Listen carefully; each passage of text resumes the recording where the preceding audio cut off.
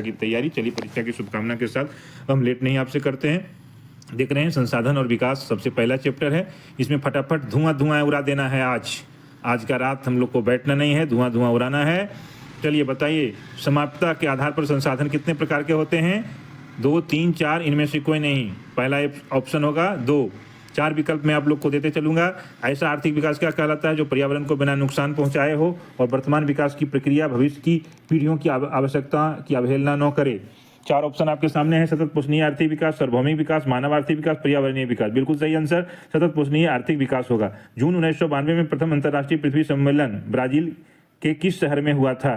तो Tokyo, Rio de Janeiro, New York और दिल्ली। सही आंसर रियो डी जेनेरो। नवीकरणीय योग्य संसाधन क्या है? पवन ऊर्जा, वन, जल, उपयुक्त सभी। तो जैसा हम जानते हैं उपयुक्त सभी नवीकरणीय योग्य संसाधन है। लौह अयस्क किस प्रकार का संसाधन है? नवीकरण योग्य, प्रवाह, जैव, अनवीकरण योग्य। बहुत अच्छा। लौह अयस्क जो है किस प्रकार का संसाधन है? तो अनवीकरणीय योग्य है। लौह अयस्क के बारे में पूछ रहे हैं। निम्नलिखित में कौन जैव संसाधन का उदाहरण है? मनुष्य, जल, सूर्यताप, लौह अयस्क। बहुत अच्छा, मनुष्य। इस तरह से आप फटाफट जो है आप हमारे कमेंट बॉक्स में भी कमेंट करते जाइएगा। वे संसाधन जिसका सर्वेक्षण किया जा चुका है और उपयोग की गुणवत्ता और मात्रा निर्धारित की जा चुकी है, ऐसे संसाधन क्या कहलाते हैं? तो ऐसे संसाधन को हम लोग विकसित संसाधन कहते हैं। कुछ जो है इसका कि हम विकल्प नहीं देंगे, सीधे आपको आंसर बता रहे हैं। पंजाब में भूमि निम्नीकरण का निम्नलिखित में से मुख्य कारण क्या है? तो अधिक सिंचाई। किस प्रकार के मृदा में कपास की खेती होती है? बताइए। बलुआ, काली, लाल मिट्टी। तो यहाँ आंसर होगा काली मिट्टी। पूर्वी तट की नदी डेल्टा पर किस प्रकार की मिट्टी पाई जाती है? काली मिट्टी, जलोढ़ मिट्टी। 2 में बताइए क्या होगा? तो जलोढ़ मिट्टी।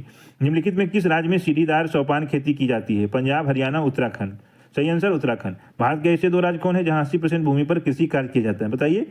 बिहार, झारखंड, पंजाब, हरियाणा। इस तरह से युग्म क्वेश्चन रहेगा, युग्म आंसर रहेगा। तो पंजाब, हरियाणा जो है 80% भूमि पर खेती किया जाता है। भारत का कुल क्षेत्रफल का कितना प्रतिशत जो है मैदान है? 27, 30, 43 और 87। सही आंसर 43%। देश क्षेत्रफल का लगभग 27% हिस्सा खनिज, जीवाश्म ईंधन और वन के अपार संचय के रूप में किस क्षेत्र में जाना जाता है? बताइए। पठारी, मैदानी, पर्वतीय, इनमें से कोई नहीं। तो पठारी। दूसरा प्रश्न इस तरह से यह पूछा जा सकता है कि भारत का कितना प्रतिशत हिस्सा पठारी है? तो 27% हिस्सा भारत का पठारी है। भारत का कितना प्रतिशत हिस्सा मैदानी है? तो 43% हिस्सा मैदानी है। भारत का संपूर्ण उत्तरी मैदान किस मिट्टी से बना है, किस मृदा से बना है? तो जलोढ़। भारत के किन राज्य में खनिज और कोयले की प्रचुर भंडार है? 4 ऑप्शन आपके सामने है। पहला झारखंड, आंध्र प्रदेश, उत्तर प्रदेश। दूसरा झारखंड, उड़ीसा, राजस्थान। तीसरा झारखंड, गोवा, असम। चौथा झारखंड, मध्य प्रदेश, छत्तीसगढ़। बिल्कुल सही, झारखंड, मध्य प्रदेश और छत्तीसगढ़ इसका सही आंसर होगा। पवन और सौर ऊर्जा किस राज्य में इन 2 संसाधन बहुत तायत मात्रा में पाए जाते हैं? तो पवन और सौर ऊर्जा कहाँ पाया जाएगा? हिमाचल प्रदेश, उत्तराखंड या राजस्थान? बताइए। तो राजस्थान। बहुत अच्छा। अब आप लोग को शॉर्ट आंसर में आएगा अगर कि संसाधन क्या है, संसाधन से क्या समझते हैं, संसाधन से क्या अभिप्राय है, तो आप लोग क्या लिखिएगा कि हमारे पर्यावरण में उपलब्ध प्रत्येक वैसी वस्तु जो हमारी आवश्यकता पूरा करने में सक्षम है और जिसको बनाने में टेक्नोलॉजी की आवश्यकता होती है, प्रौद्योगिकी उपलब्ध है और आर्थिक रूप से वह मान्य है, सांस्कृतिक रूप से मान्य है, वह संसाधन कहलाती है। प्राकृतिक संसाधन के उदाहरण अगर पूछेगा तो क्या क्या देंगे? तो प्राकृतिक संसाधन के उदाहरण भूमि, जल, वनस्पति, खनिज आदि हैं। संसाधन का वर्गीकरण हम कितने पर करते हैं? तो उत्पत्ति के आधार पर जैव अजैव, समाप्तता के आधार पर नवीकरणीय अनवीकरणीय, स्वामित्व के आधार पर 3 भाग में, व्यक्तिगत, सामुदायिक और राष्ट्रीय 4 भाग में, और वैश्विक और विकास स्तर के आधार पर। तो उत्पत्ति के आधार पर संसाधन का प्रकार और उदाहरण, तो उत्पत्ति के आधार पर जैव संसाधन है ना, उसमें क्या होगा? जिसकी उत्पत्ति जीव मंडल से है, मनुष्य, वनस्पति। और अजैव संसाधन है ना, जो निर्जीव वस्तु से बना है, जैसे चट्टान और धातुएं। तो जैव संसाधन किसको कहते हैं? जिसको हम लोग सजीव कहते हैं, है ना, जिसकी उत्पत्ति जैव मंडल से होती है, मानव, वनस्पति, मत्स्य, पशुधन। और अजैव संसाधन क्या है? तो अजैव संसाधन निर्जीव होता है, जैसे भूमि, पहाड़, नदी। नवीकरणीय संसाधन किसको कहते हैं? तो रिसाइकलिंग, जिस रिसोर्स का रिसाइकलिंग हो, पुनः पूर्ति जिसका हो, जल, पेड़ पौधे, वायु। अनवीकरणीय किसको कहते हैं? जो एक बार समाप्त हो जाए तो प्रकृति द्वारा पूर्ति संभव नहीं हो, है ना, गैर नवीकरणीय संसाधन कह लेते हैं। इसमें कोयला, पेट्रोलियम आदि आता है। भारत के 3 राज्य बताइए जहाँ की खनिज और कोयला प्रचुर मात्रा में? तो छत्तीसगढ़, एमपी और झारखंड। पवन ऊर्जा कहाँ सबसे अधिक होगा? सौर ऊर्जा कहाँ किस राज्य में होगा? तो राजस्थान में, है ना। भारत में कौन कौन सी मिट्टी पाई जाती है? मिट्टी को देखिएगा वहाँ जो प्रश्न आएगा वहाँ मृदा रहेगा। तो भारत में कौन कौन सी मृदा रहेगा? तो जलोढ़ मृदा, काली मृदा, लाल मृदा और पीली लेटराइट, मरुस्थलीय और वन मृदा। पूर्वी तट के नदी डेल्टा में किस प्रकार की मृदा पाई जाती है? तो जलोढ़ मृदा, जलोढ़ मिट्टी। भारत में जलोढ़ मिट्टी कौन कौन राज्य में पाई जाती है? तो पंजाब, हरियाणा, यूपी, बिहार, बंगाल, छत्तीसगढ़, है ना। और जलोढ़ दो भाग में बांटते हैं। पुराना जलोढ़ को हम लोग बांगर कहते हैं और नया जलोढ़ को खादर कहते हैं। को खो, पहले खो आता है तो नया जलोढ़ हो गया खादर, फिर पो फो बो आता है तो पुराना जलोढ़ हो गया बांगर। ऐसे करके भी हम लोग याद रखते हैं। तो इस तरह से भारत में पाई जाने वाली मृदा का वर्गीकरण हम कर देंगे कि जलोढ़ मृदा, इसमें क्या होता है? इसका निर्माण नदी के द्वारा लाए गए ह्यूमस से, अवसाद से होता है। इसमें पोटास, फास्फोरस और चूना होता है। यह सबसे उपजाऊ मिट्टी होती है और नाइट्रोजन और जैविक पदार्थ का इसमें कमी होता है ना। तो यह जलोढ़ मृदा की विशेषता है। यह पंजाब, हरियाणा, यूपी, बिहार, बंगाल, छत्तीसगढ़ में पाई जाती है। लाल और पीली मिट्टी की क्या विशेषता होती है? तो यह रवेदार अग्नेय चट्टान और कम वर्षा वाले क्षेत्र में मिलता है।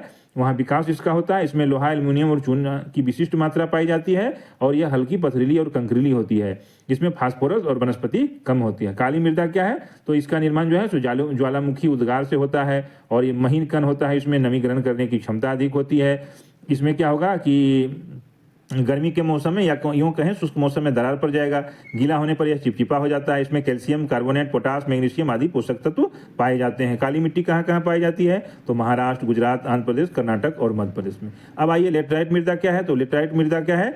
इसका निर्माण जो है वर्षा के कारण मिट्टी कटाव से होता है। इसमें चूना और मैग्नीशियम की जो है मात्रा कम होती है, नाइट्रोजन कम होता है, फास्फोरिक एसिड की मात्रा अधिक होती है। ये जो है पहाड़ी क्षेत्र जो असम का है, उड़ीसा, मध्य प्रदेश, केरल, तमिलनाडु, कर्नाटक में पाया जाता है। इसके बाद पांचवा जो मृदा है, पांचवी मिट्टी है वो मरुस्थलीय है, जो कम वर्षा वाले क्षेत्र में विकसित होती है। ये लाल और भूरा रंग का मृदा होता है, मिट्टी होता है। यह रेतीली और लवणीय होती है। ह्यूमस और नमी की मात्रा बहुत कम होती है। राजस्थान के पश्चिम भाग में ऐसी मृदा पाई जाती है।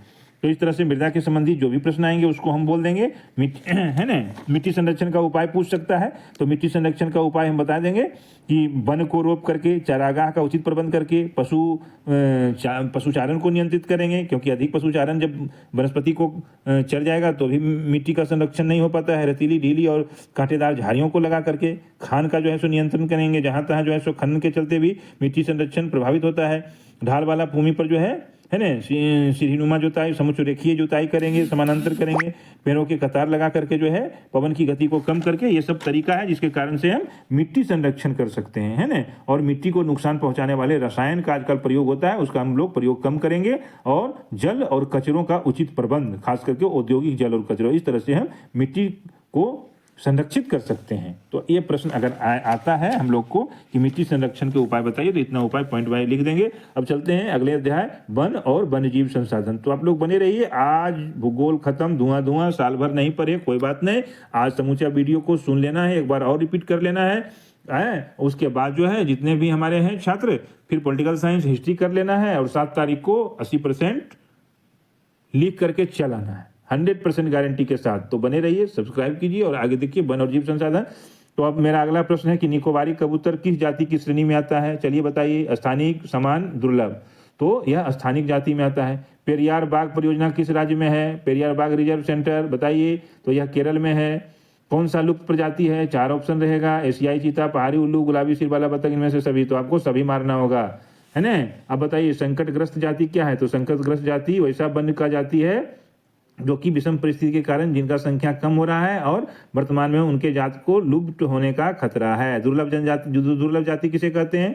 तो दुर्लभ जाति वो है जिसका की संख्या भी बहुत कम है और अगर उसको हम नहीं सुधारेंगे, उन पशु पक्षियों पर ध्यान नहीं देंगे तो संकटग्रस्त जाति की श्रेणी में आप जाएंगे। लुप्त जाति जो कि कभी थे और वर्तमान में जो है समूचे पृथ्वी से लुप्त हो गए हैं, जैसे एशियाई चीता, गुलाबी सिर वाली बत्तख। भारत में जैव विविधता को कम करने वाले प्रमुख कारण कौन कौन है? तो जैव विविधता को कौन कौन कारण कम करेगा बताइए। तो सबसे पहले जो है वन जीव के आवास का हम विनाश करते हैं, पर्यावरणीय प्रदूषण करते हैं, जंगल में जो आग लग रहा है, जंगल का जो कटान हो रहा है, जंगली जानवर को जो मारते हैं, शिकार करते हैं, ये सब हमारे देश की जैव विविधता को कम करते हैं। प्रोजेक्ट टाइगर के बारे में पूछा जाएगा, ये बहुत ही बेहतरीन प्रश्न है। तो प्रोजेक्ट टाइगर जो है कब शुरू हुआ है? तो 1973 में, और बाघ को संरक्षण करना विश्व की बेहतरीन परियोजना है। वन आरक्षण की दृष्टि से वनों को कितने भाग में बांटा गया है? 3 भाग में। वन को कितने भाग में बांटा गया संरक्षण की दृष्टि से? 3। आरक्षित वन, रक्षित वन और वर्गीकृत वन।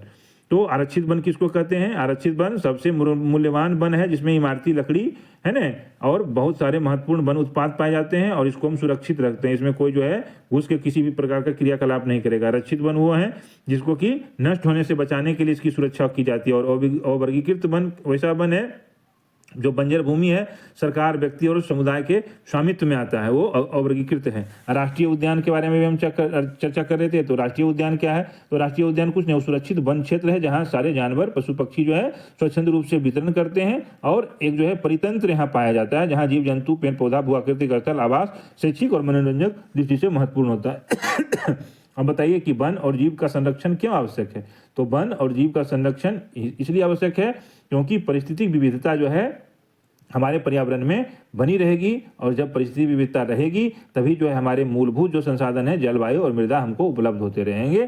तो विभिन्न जातियों के बेहतर जनन के लिए वनस्पति और पशुओं में जो है जीन्स जेनेटिक विविधता को भी संरक्षण मिलता है। तो जैव विविधता क्या है? जैव विविधता मानव जीवन के लिए क्यों महत्वपूर्ण है? तो यही प्रश्न को हम लिखेंगे कि जैव विविधता इसलिए महत्वपूर्ण है कि अनेक प्रकार का जो है पृथ्वी पर जो जैविक संरचना पाई जाती है, पेड़, वन्यजीव, पेड़ पौधा, यह सब अनेक प्रकार का है ना जीवों के बीच पाए जाने वाली विविधता जैव विविधता कहलाती है। और जैव विविधता इसलिए जरूरी है क्योंकि यह हमारे आसपास जो है पारिस्थितिकी तंत्र का निर्माण करती है। और पारिस्थितिकी तंत्र क्या है? कि सभी एक दूसरे पर जो निर्भरता है, एक दूसरे के लिए जो उपयोगिता है ना, जैव विविधता है ना, पर्यावरण को संतुलन बनाने के लिए और जो मानव जीवन के लिए आवश्यक है, इसलिए जो है जैव विविधता हमारे लिए महत्वपूर्ण है। अब हम चलते हैं जल संसाधन में, जल संसाधन पाठ के बारे में। तो बताइए कि नदी पर बांध क्यों बनाया जाता है? तो नदी पर बांध इसलिए बनाया जाता है कि बहते जल को रोकें, है ना, और पनबिजली का उत्पादन करें, बाढ़ को रोकें, नदी का दिशा रोकें, नदी के बहाव पर नियंत्रण करें। ये नदी पर बांध बनाए जाने के कारण है ना। सरदार सरोवर बांध किस नदी पर बनाया गया? सरदार, बिल्कुल सही आंसर। आप बताएं, नर्मदा, ऑप्शन के पहले। चलिए, निम्नलिखित में कौन सुमेलित नहीं है? महानदी हीराकुंड, इल्तुतमिश हौज काल, टंका भूमिगत जल टैंक और गंगा पर भाखरा नंगल परियोजना नहीं, ये गलत है। टंका भूमिगत जल टैंक सही है। महानदी पर कौन है?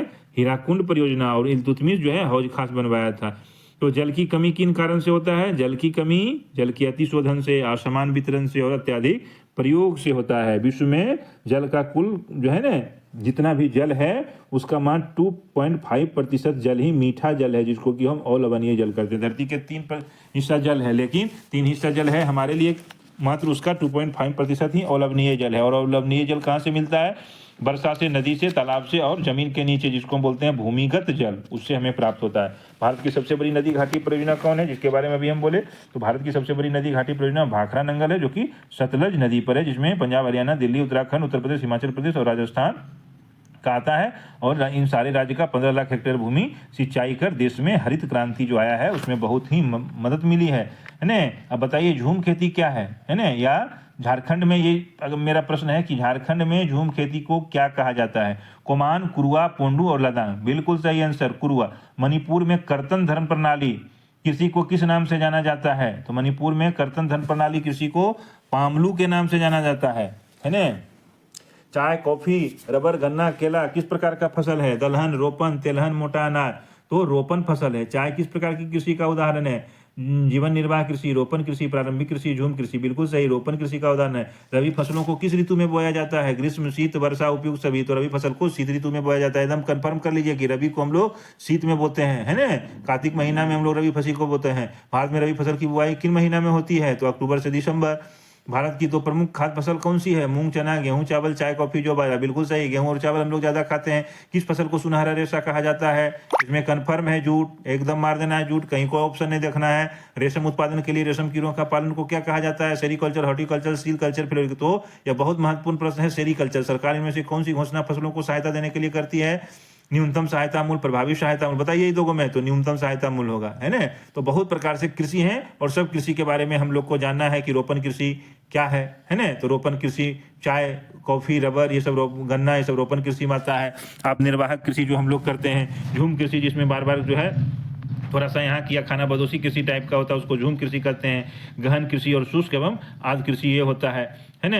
झूम कृषि भारत के कौन कौन राज्य में होता है? तो असम, अरुणाचल प्रदेश, नागालैंड और मणिपुर। झारखंड के भी कुछ स्थान में होता है झूम कृषि। तो झारखंड में इसको कुरुआ के नाम से जानते हैं, अंडमान निकोबार में इसको दीपा के नाम से जानते हैं, है ना। छत्तीसगढ़ और अंडमान निकोबार में इसको हम लोग दीपा कहते हैं। भारत में जो है मैंने 2 प्रकार का या 3 प्रकार का 3 ऋतु के हिसाब से होता है मुख्य रूप से फसल। जैसे रबी फसल होता है तो इसमें हम गेहूं, चना, सरसों, मटर। खरीफ में चावल, कपास, मक्का, मूंगफली। और एक और होता है जिसको कि जायद कहते हैं, जिसमें कि हम लोग मुख्य रूप से सब्जी, सब खीरा, तारबूज, है ना, ये सब उपजाते हैं। तो रबी फसल का में क्या हो गया? तो रबी में गेहूं, जो मटर, चना, सरसों, जिसका बुआई शीत ऋतु अक्टूबर से दिसंबर में होगा और ग्रीष्म ऋतु अप्रैल जून में काट जाएगा, वैसा फसल रबी फसल में आएगा।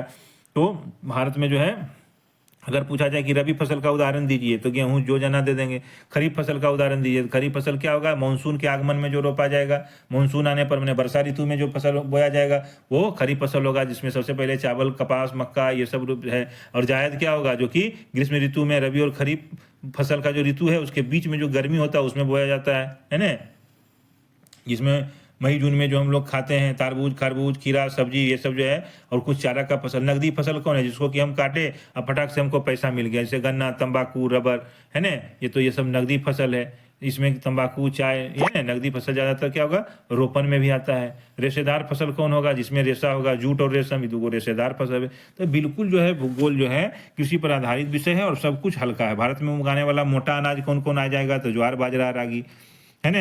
आप भारत में कौन सा राज्य है जहाँ हरित क्रांति हुई? तो पंजाब और हरियाणा में हरित क्रांति की शुरुआत हुई। प्रमुख खाद्य फसल भारत का कौन सी है? तो चावल और गेहूं है। फटाफट बताना है। चावल उत्पादन राज्य बताइए तो बंगाल सबसे ज़्यादा है, उड़ीसा है, आंध्र प्रदेश है, तमिलनाडु है। गेहूं उत्पादक राज्य बताइए तो पंजाब, हरियाणा, यूपी है ना। कौन सा ऐसा 2 फसल है जिसको कि हम लोग पेय फसल के नाम से जानते हैं? तो चाय, कहवा पेय फसल है ना। और चाय का सबसे प्रमुख उत्पादन असम है। कहवा कहाँ है? तो कर्नाटक है। तो ये सब जो है हम लिख सकते हैं। एक और महत्वपूर्ण आपको आ सकता है लॉन्ग क्वेश्चन में कि वैश्वीकरण या खेती पर वैश्वीकरण का प्रभाव क्या पड़ा? तो खेती पर वैश्वीकरण हुआ कि भारत का किसान दूसरा देश में भी जाकर के बेचने लगा, तो किसी उत्पाद का अच्छा बाजार मिल गया, अच्छा दाम मिलने गया। विश्व के हिसाब से जो है इसको प्रौद्योगिकी उपलब्ध हो गया, बाजार सुविधा हो गया। बहुराष्ट्रीय कंपनी जो है सो खेती में निवेश करने लगी। कृषि को जो है वैज्ञानिक सहयोग मिलने लगा। दूसरे देश का नए फसल का विकास हुआ, जेनेटिक इंजीनियरिंग हुआ, फसल के उत्पादन में वृद्धि हुई, है ना। किसान क्रेडिट कार्ड आ गया, बाजार की सुविधा आ गई। जब हमारे फसल का मांग बढ़ा दुनिया में तो यहाँ का किसान का स्थिति में सुधार हो गया। तो यही हो गया भारतीय कृषि पर वैश्वीकरण का प्रभाव। इसको लिख दीजिए। बने रहिए, मात्र 20 मिनट, है ना। और भूगोल का बेड़ा पार। आज तक हम पढ़े नहीं पढ़े कुछ नहीं, वीडियो को 2-3 बार सुन लेना है, भूगोल खत्म।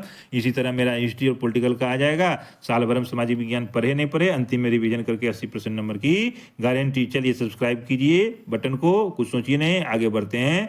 कौन सा जो है खनिज को हम लोग बोलते हैं दहन ज्वलनशील गैस, है ना। उसका जो है ज्वलनशील गैस हाइड्रोजन और ऑक्सीजन का यौगिक, है ना। और ऊर्जा का महत्वपूर्ण स्रोत बन जाता है। बताइए, कोयला, पेट्रोलियम, जल, इनमें से कोई नहीं तो जल है। बिल्कुल सही। हाइड्रोजन और ऑक्सीजन का यौगिक क्या है? जल है। और हाइड्रोजन और ऑक्सीजन क्या है? 2 ज्वलनशील गैस है। और दोनों को ज्वलनशील गैस को जब निश्चित भाग में मिला दिए तो जल बन गया, है ना। मैग्नेटाइट खनिज की विशेषता क्या होती है? यह मैग्नेटाइट है क्या? जान लीजिए कि यह एक बहुत उत्तम लौह अयस्क है, चुंबकीय गुण विद्वान रहेगा और इसमें 70 से अधिक प्रतिशत लोहा पाएगा। तो मैग्नेटाइट का विशेषता है। चलिए, बेलाडीहा का नाम सुने होंगे, बस्तर जिला में बेलाडीहा पहाड़ है। छत्तीसगढ़ में कौन सा खनिज मिलता है? तो यहाँ हेमाटाइट मिलता है। मोनोजाइट रेत में कौन सा खनिज पाया जाता है? तो मोनोजाइट रेत में थोरियम पाया जाता है ना। झारखंड में गुआ और नवा मंडी में कौन सा प्रकार का खनिज पाया जाता है? चलिए इसमें ऑप्शन देते हैं, आपका झारखंड का है, एक परीक्षा में महत्वपूर्ण। लोह अयस्क, कोयला, तांबा, अब्रह। तो लोह अयस्क। किस प्रकार के कोयले को सर्वोत्तम गुण वाला कठोर कोयला माना जाता है? लिग्नाइट, एंथ्रासाइट, बिटुमिनस पीट। चलिए गलत बता दिए आप लोग, लिग्नाइट बोलिए, सही आंसर होगा एंथ्रासाइट। किसका परिवहन पाइपलाइन द्वारा होता है? पानी, पेट्रोल, कच्चा तेल, उपयुक्त सभी। तो उपयुक्त सभी, पानी, पेट्रोल और कच्चा तेल सभी का। वायु प्रदूषण जो है अपना दुष्प्रभाव कहाँ डालता है? तो मानव पर डालता है, पशु पक्षी पर डालता है, पेड़ पौधा पर और सभी। तो इसमें सभी होगा। अब आप लोग जान रहे हैं कि खनिज क्या है।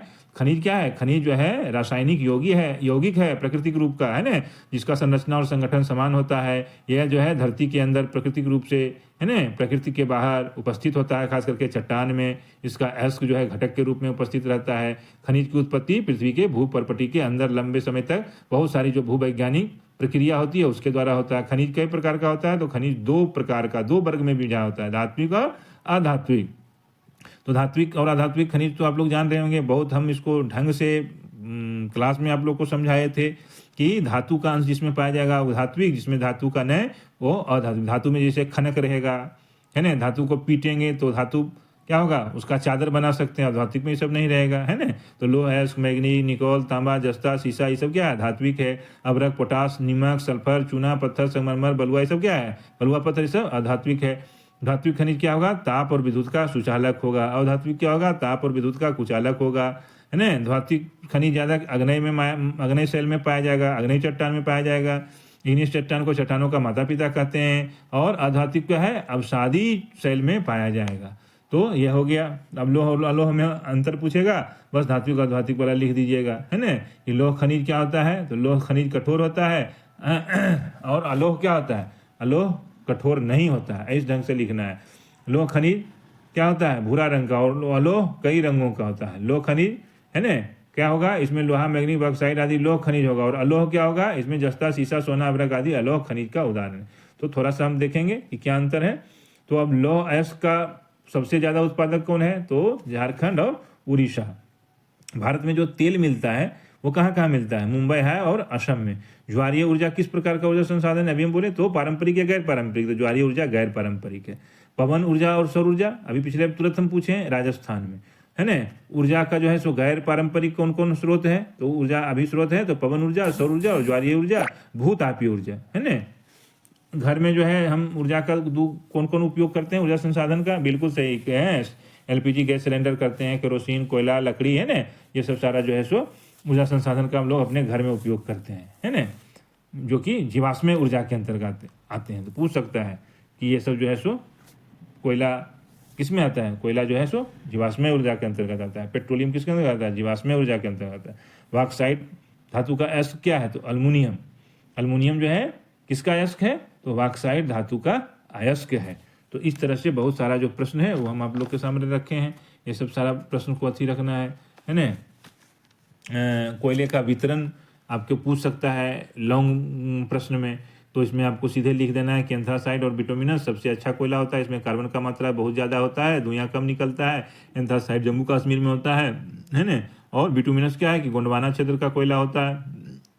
ये जो है झारखंड, उड़ीसा, पश्चिम बंगाल, छत्तीसगढ़, मध्य प्रदेश में पाया जाता है। और लिग्नाइट जो है मध्यम श्रेणी का, इसको भूरा कोयला भी कहते हैं। तो भारत में लिग्नाइट कोयला का जो है राख प्रतिशत बहुत कम है। लिग्नाइट कोयला राजस्थान, तमिलनाडु, असम और जम्मू कश्मीर में है। और पीट सबसे निम्न क्वालिटी का कोयला है, जिसमें धुआं अधिक और ताप कम होता है। झारखंड, छत्तीसगढ़ में पीट बहुत पाया जाता है।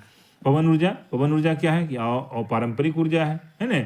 हवा का गति रहेगा, पंखा चलेगा, है ना, और उससे जो है हम लोग ऊर्जा निकालते हैं। पवन चक्की जिसको बोलते हैं, पवन चक्की चला के विद्युत पैदा करते हैं।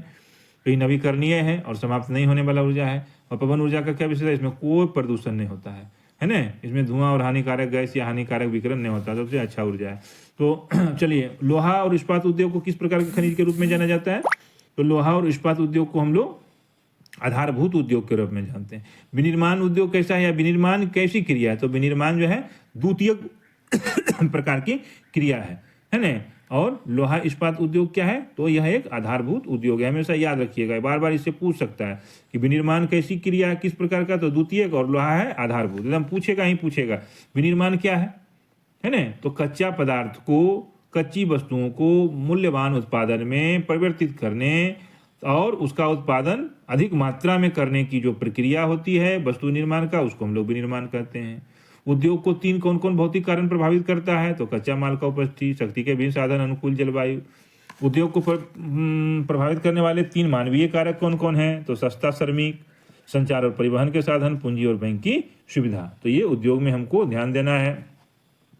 उद्योग से जो है सो कैसे प्रदूषित होता है पर्यावरण, है ना, या उद्योग जो है हमारे पर्यावरण को कैसे प्रदूषित करते हैं, तो वायु प्रदूषण करता है, जिसमें कि कल कारखाना का सल्फर डाइऑक्साइड, कार्बन मोनोऑक्साइड, या गैस, ये सब होता है। जल प्रदूषण होता है उद्योग द्वारा, कार्बनिक अवशिष्ट पदार्थ है ना, जल में जो मिला रहता है उसका गंदा जल नदी में छोड़ने से प्रदूषण होता है। उद्योग क्या करता है, भूमि प्रदूषण होता है। उद्योग का जो अवशिष्ट निकलता है कूड़ा कर रहा है, वो हमारे मृदा को अनुपजाऊ बना देता है, अनुर्वर बना देता है। वर्षा के साथ मिलकर जमीन के जल को भी उसमें बहुत सारे विषैले तत्वों का मात्रा बढ़ा देता है। ध्वनि प्रदूषण करता है। उद्योग जब चलेगा तो उसका जनरेटर, लकड़ी चीरने का जो कारखाना है, विद्युत ड्रिल अगल बगल में बहुत मात्रा में, भारी मात्रा में शोर उत्पन्न करता है। तो ध्वनि प्रदूषण भी उद्योग बढ़ाता है ना।